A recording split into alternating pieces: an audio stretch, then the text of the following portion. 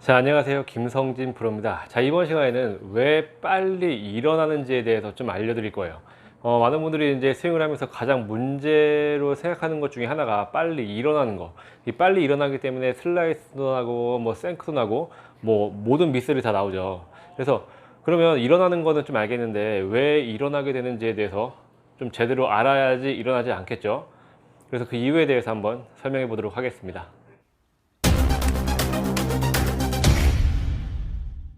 자, 많은 분들이 이제 스윙을 하고 나서 미스샷이 났을 때 가장 먼저 하시는 말씀이 이거예요. 아, 일어났다. 아, 빨리 일어났다. 뭐 이런 말씀 많이 하시죠. 그러면 자, 일어나는 거는 느끼겠는데 왜 일어나는지를 모르기 때문에 그 해결책을 못 찾는 거겠죠.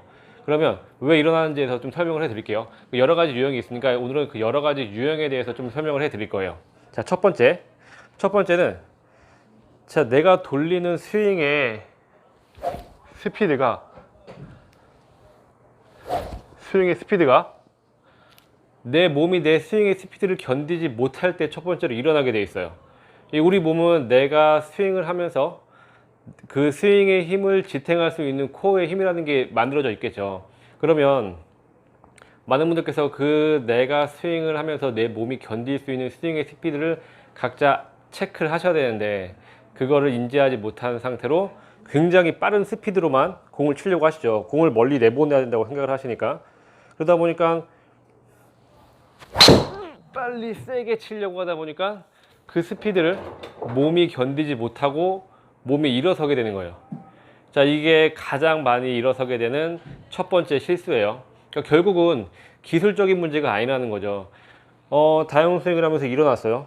그럼 일어나는 거는 기술적인 문제로 해결을 한다고 하면 당연히 허리를 더 유지를 하고 하체를 회전하면서 맞을 때까지 허리 각도가 유지되게 치세요라고 말씀을 드리면 이게 고치는 방법이라고 얘기할 수 있을 거예요.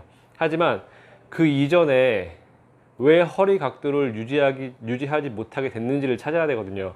그래서 이런 식으로 내가 견디지 못할 정도의 아니면 뭐 골프라는 운동을 시작하신 지 얼마 안 되신 분들은 아직은 골프라는 운동이 내 몸에는 좀 버거운데 그렇게 회전을 해본 적이 없는데 너무 빠른 스피드의 회전을 하려고 하다 보니까 몸이 견디지 못하고 일어나는 거예요. 자, 두 번째 유형은 이 위에서 백스윙 탑에 올라갔을 때 클럽을 아래로 내려 찍으려고 하시기 때문에 몸은 상대적으로 위로 올라가면서 치게 되는 경우예요. 그러니까 이게 어떻게 설명하면 되냐면 결국은 작용 반작용이거든요.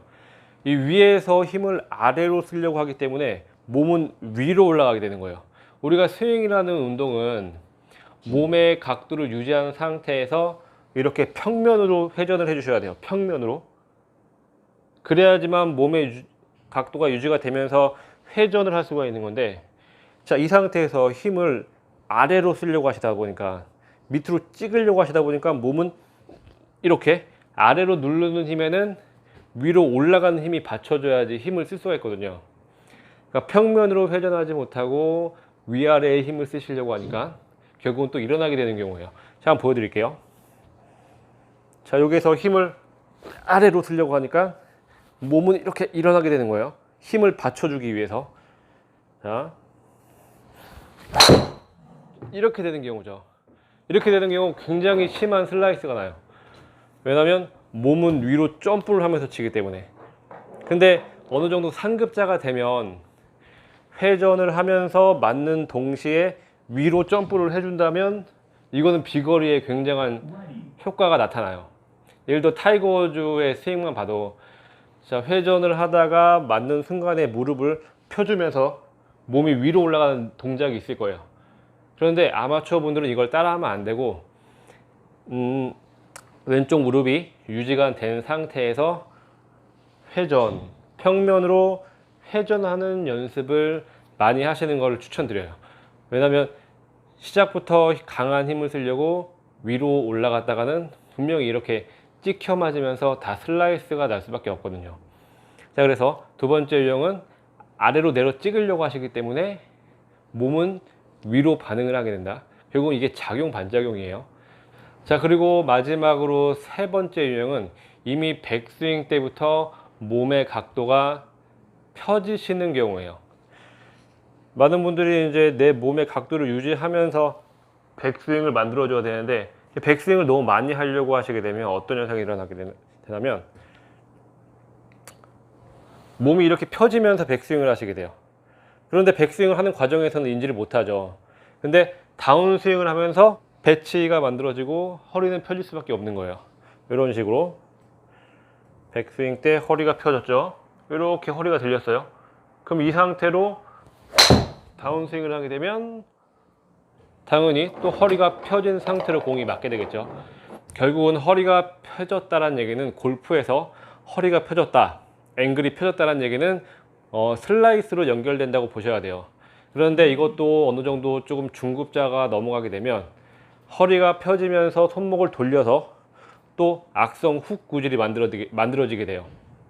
그래서 어쨌든 이 허리라는 부분이 골프에서는 굉장히 중요한 부분인데, 막연히 내가 허리가 펴졌다라고만 느끼시면 안 되고, 그 허리가 왜 펴졌는지를 제가 오늘 말씀드린 이 세 가지 유형에서 잘 파악해 보셔갖고 나한테 맞는 거를 적용해서 연습을 해 보신다면 분명히 효과가 있을 테고요.